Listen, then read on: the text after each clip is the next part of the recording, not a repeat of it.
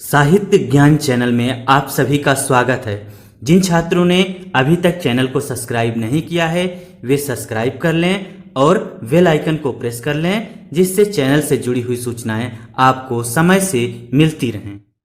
प्यारे छात्रों, आज मैं आपको बाल महाभारत का 12वां चैप्टर पढ़ाऊंगा, जिसका शीर्षक है इंद्रप्रस्थ। छात्रों, आइए इस चैप्टर की कहानी को समझते हैं।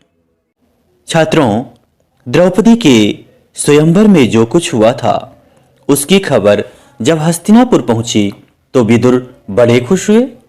धृतराष्ट्र के पास दौड़े गए और बोले, पांडव अभी जीवित हैं। राजा द्रुपद की कन्या को स्वयंवर में अर्जुन ने प्राप्त किया है। पांचों भाइयों ने विधिपूर्वक द्रौपदी के साथ ब्याह कर लिया है और कुंती के साथ वे सब द्रुपद के यहाँ कुशल से हैं। यह सुनकर धृतराष्ट्र हर्ष प्रकट करते हुए बोले, भाई विदुर, तुम्हारी बातों से मुझे असीम आनंद हो रहा है। राजा द्रुपद की बेटी हमारी बहू बन गई है। यह बड़ा ही अच्छा हुआ। आगे देखिए कहानी में क्या होता है।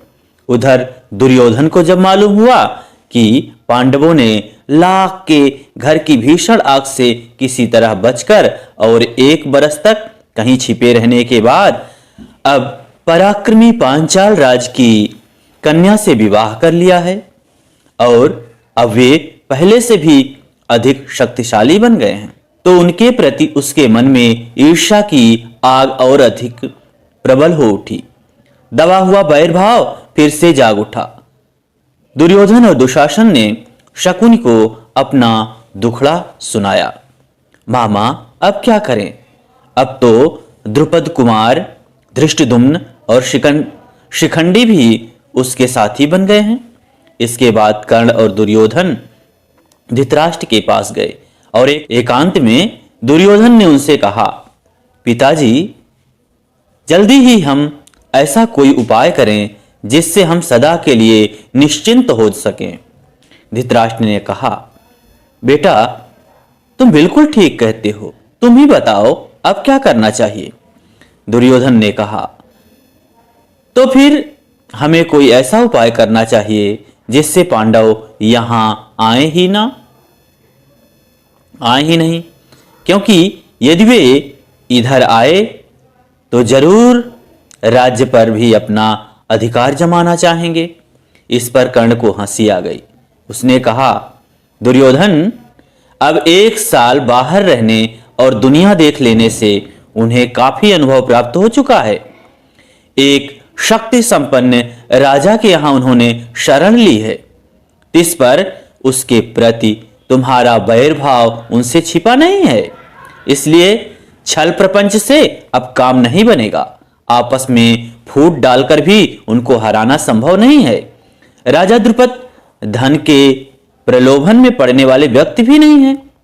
लालच देकर उनको अपने पक्ष में करने का विचार बेकार है। पांडवों का साथ वे कभी नहीं छोड़ेंगे। द्रौपदी के मन में पांडवों के प्रति घृणा पैदा हो ही नहीं सकती। ऐसे विचार की ओर ध्यान भी ठीक नहीं है। हमारे पास केवल एक ही उपाय रह गया है और वह यह है कि पांडवों की ताकत बढ़ने से पहले उन पर हमला कर दिया जाए। कर्ण तथा अपने बेटों की परस्पर विरोधी बातें सुनकर धृतराष्ट्र इस बारे में कोई निर्णय नहीं ले सके। वे पितामह भीष्म और आचार्य द्रोण को बुलाकर उनसे सलाह मशविरा करने लगे। पांडुपुत्रों के जीवित रहने की खबर पाकर पितामह भीष्म के मन में भी आनंद की लहरें उठ रही थीं। भीष्म ने कहा, बेटा, वीर पांडवों के साथ संधि करके आधा राज्य उन्हें दे देना ही उचित है। आचार्य द्रोण ने भी यही सलाह दी। अंगनरेश कर्ण भी इस अवसर पर धृतराष्ट्र के दरबार में उपस्थित था। पांडवों को आधा राज्य देने की सलाह उसे बिल्कुल अच्छी न लगी। दुर्योधन के प्रति कर्ण के हृदय में अपार स्नेह था। इस कारण द्रोणाचार्य की सलाह सुनकर उसके क्रोध की सीमा न रही। वह धृतराष्ट्र से बोला, राजन, मुझे यह देखकर बड़ा आश्चर्य हो रहा है कि आचार्य द्रोण भी आपको ऐसी कुमंत्रणा देते हैं। राजन, शासकों का कर्तव्य है कि मंत्रणा देने वालों की नियत को पहले परख लें, फिर उनकी मंत्रणा पर ध्यान दें। कर्ण की इन बातों से द्रोणाचार्य क्रोधित हो गरज कर बोले, दुष्ट कर्ण, तुम राजा को गलत रास्ता बता रहे हो। यह निश्चित है कि यदि राजा धृतराष्ट्र ने मेरी और पितामह भीष्म की सलाह न मानी और तुम जैसों की सलाह पर चले तो फिर कौरवों का नाश होने वाला है। इसके बाद धृतराष्ट्र ने धर्मात्मा विदुर से सलाह ली। विदुर ने कहा, हमारे कुल के नायक भीष्म तथा आचार्य द्रोण ने जो बताया है वही श्रेयस्कर है, अर्थात वही सही है। कर्ण की सलाह किसी काम की नहीं है। अंत में सब सोच विचार कर धृतराष्ट्र ने पांडु के पुत्रों को आधा राज्य देकर संधि कर लेने का निश्चय किया और पांडवों को द्रौपदी तथा कुंती सहित सादर लिवा लाने के लिए विदुर को पांचाल देश भेजा। विदुर पांचाल देश को रवाना हो गए। पांचाल देश में पहुंचकर विदुर ने राजा द्रुपद को अमूल्य उपहार भेंट करके उनका सम्मान किया और राजा धृतराष्ट्र की तरफ से अनुरोध किया कि पांडवों को द्रौपदी सहित हस्तिनापुर जाने की अनुमति दें। विदुर का अनुरोध सुनकर राजा द्रुपद के मन में शंका हुई। उनको धृतराष्ट्र पर विश्वास न हुआ। सिर्फ इतना कह दिया कि पांडवों की जैसी इच्छा हो वही करना ठीक होगा। विदुर ने माता कुंती के पास जाकर अपने आने का कारण उन्हें बताया। कुंती के मन में भी शंका हुई कि कहीं पुत्रों पर फिर कोई आफत ना आ जाए। विदुर ने उन्हें समझाया और धीरज देते हुए कहा, देवी, आप निश्चिंत रहें, आपके बेटों का कोई कुछ नहीं बिगाड़ सकेगा। वे संसार में खूब यश कमाएंगे।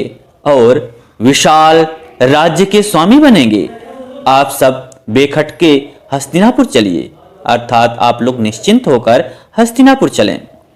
आखिर द्रुपद राजा ने भी अनुमति दे दी और विदुर के साथ कुंती और द्रौपदी समेत पांडव हस्तिनापुर को रवाना हो गए।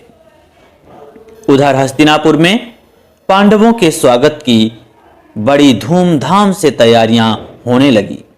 जैसा कि पहले ही निश्चय हो चुका था, युधिष्ठिर का यथाविधि राज्याभिषेक हुआ और आधा राज्य पांडवों के अधीन किया गया। राज्याभिषेक के उपरांत युधिष्ठिर को आशीर्वाद देते हुए धृतराष्ट्र ने कहा, बेटा युधिष्ठिर, मेरे अपने बेटे बड़े दुरात्मा हैं। एक साथ रहने से संभव है कि तुम लोगों के बीच बैर बढ़े। इस कारण मेरी सलाह है कि तुम खांडव प्रस्थ को अपनी राजधानी बना लेना और वहीं से राज करना। खांडव प्रस्थ वह नगरी है जो पूर्व नहुष और ययाति जैसे हमारे प्रतापी पूर्वजों की राजधानी रही है। हमारे वंश की पुरानी राजधानी खांडव प्रस्थ को फिर से बसाने का यश और श्रेय तुम्ही को प्राप्त हो। धृतराष्ट्र के मीठे वचन मानकर पांडवों ने खांडव प्रस्थ के भग्नावशेषों पर, भग्नावशेष मतलब जो खंडहर हो गया हो, जो कि उस समय तक निर्जन बन चुका था, अर्थात जहां पर कोई लोग ना हो, निपुण शिल्पकारों से एक नए नगर का निर्माण कराया। सुंदर भवनों, अभेद्य दुर्गों आदि से शोभित उस नगर का नाम इंद्रप्रस्थ रखा गया। इंद्रप्रस्थ की शान एवं सुंदरता ऐसी हो गई कि सारा संसार उसकी प्रशंसा करते ना थकता था। अपनी राजधानी में द्रौपदी और माता कुंती के साथ पांचों पांडव 23 वर्ष तक सुखपूर्वक जीवन बिताते हुए न्यायपूर्वक राज्य करते रहे। छात्रों, ये चैप्टर यहीं पर समाप्त होता है। आपको अगर ये वीडियो अच्छा लगा हो तो वीडियो को लाइक करें, चैनल को सब्सक्राइब करें और अपने साथियों के बीच में शेयर करें। धन्यवाद।